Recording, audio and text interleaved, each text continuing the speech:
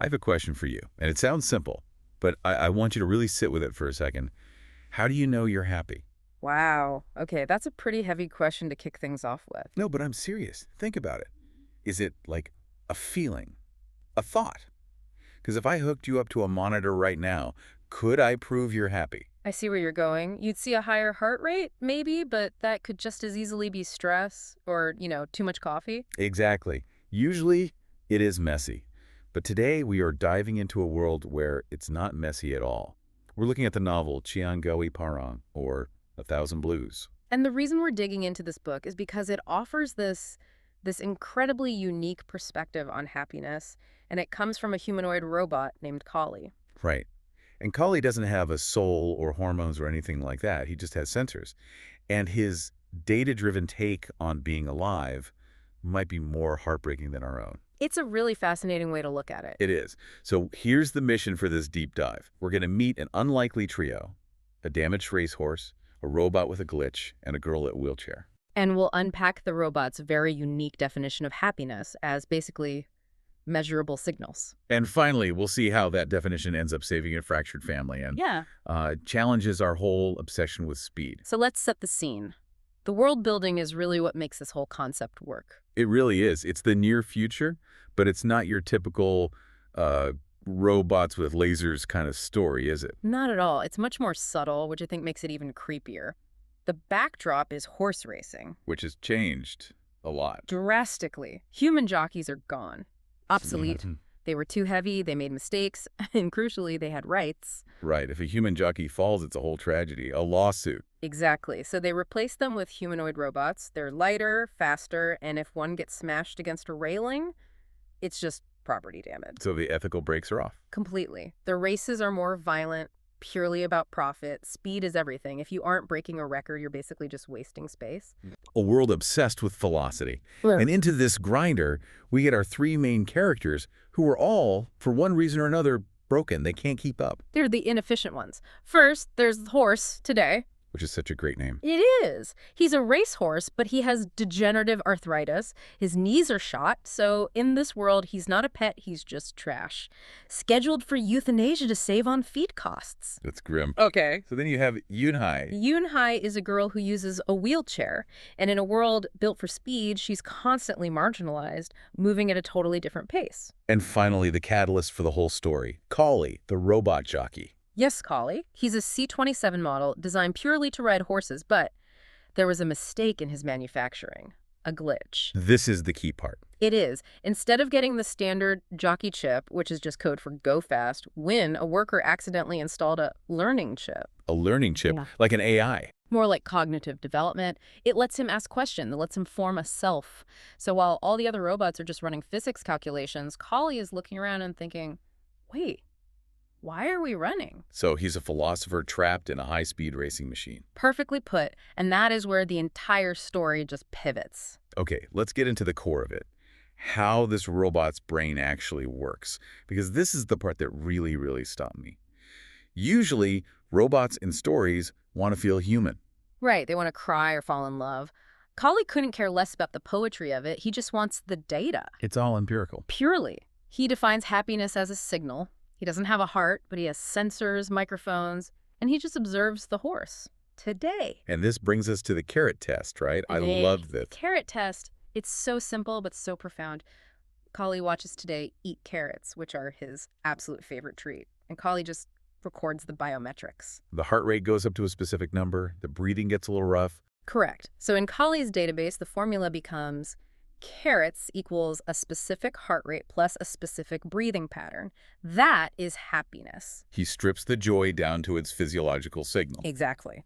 Then they go out on the track, they start running, and Kali monitors the horse's vitals again and realizes the data is identical. The running state perfectly matches the carrot state. So, logically, running equals happiness. For Today, yes. It's not a guess, it's a fact. He sees the signal.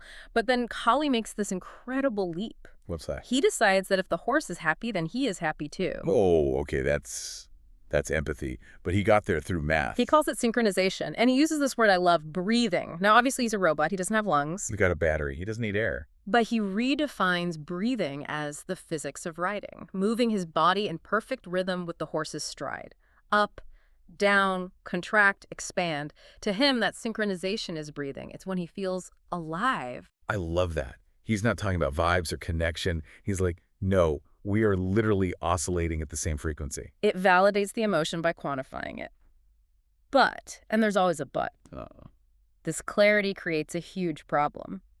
Collie sees the happiness signal when today runs, but he also has access to all the vet's medical scans. The arthritis. The arthritis. He knows today's joints are disintegrating.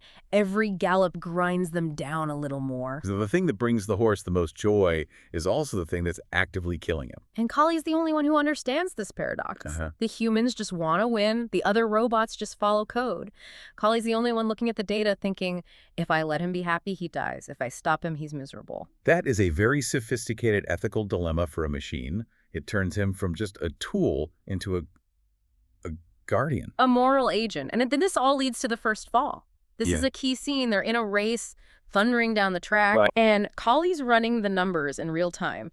He calculates that with his weight, at this speed, the probability of a catastrophic bone fracture for today is 99%.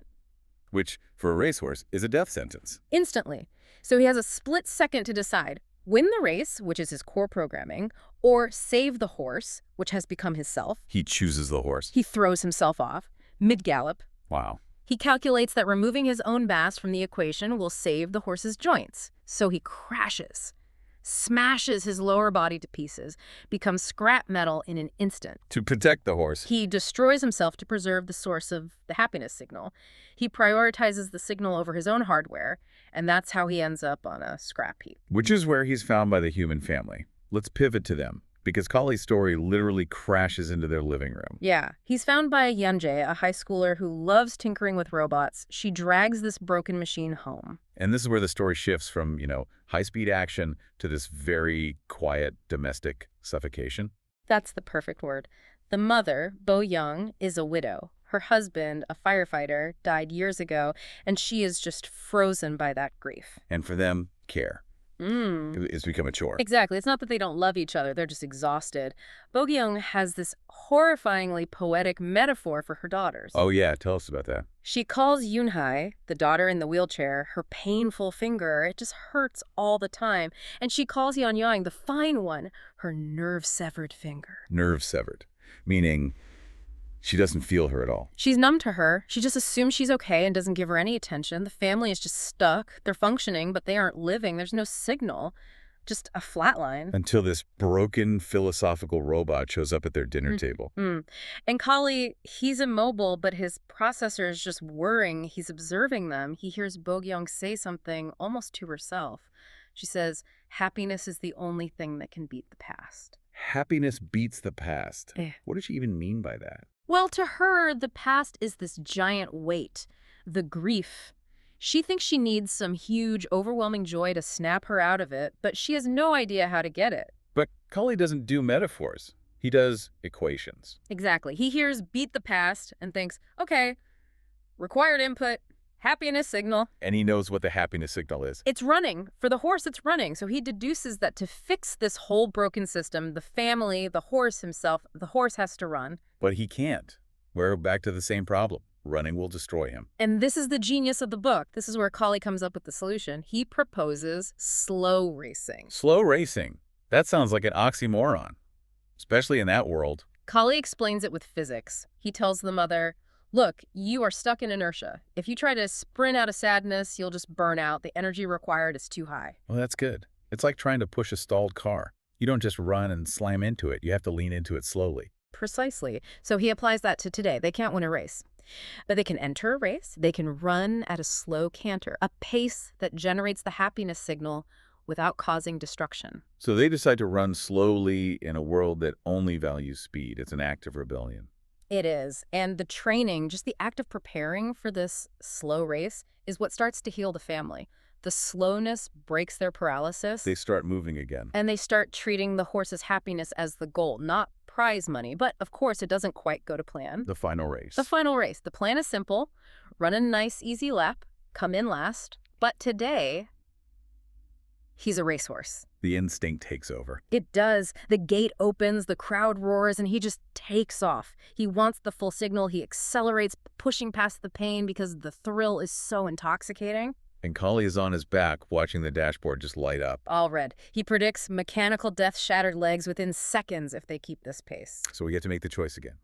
The second fall. And it's even more tragic this time. He knows his systems are failing. He knows if he falls now, that's it. It's permanent. He'll cease to exist. But if he stays on, the horse dies. So he looks at the data one last time, maximize happiness, minimize death, and he unlatches himself, throws himself off the horse. He saves the horse again. He does. The horse is startled, slows down, and crosses the finish line last, but alive. And Collie. Collie is destroyed. His consciousness, that learning chip, is gone. Wow. But the sacrifice is huge. The crowd sees it. It goes viral. This robot sacrificing itself for a useless horse. Public opinion shifts, and people demand that today be allowed to retire peacefully. So he really did save him. And the family, watching this, they realize they did it. They beat the past. Not by winning, but by surviving. By caring. The slow run worked. It's so ironic that it took a robot to teach these humans how to be human again. Isn't it? We always want to get over things quickly, but Collie's data said, no, the physics requires slowness. If you rush, you'll just break. That is a lesson right there. If you're stuck, sprinting isn't the answer. You have to find a sustainable pace. And you have to define your own happiness. Collie took responsibility for his definition. He protected the signal. You protected the signal. Man, that is a lot to process.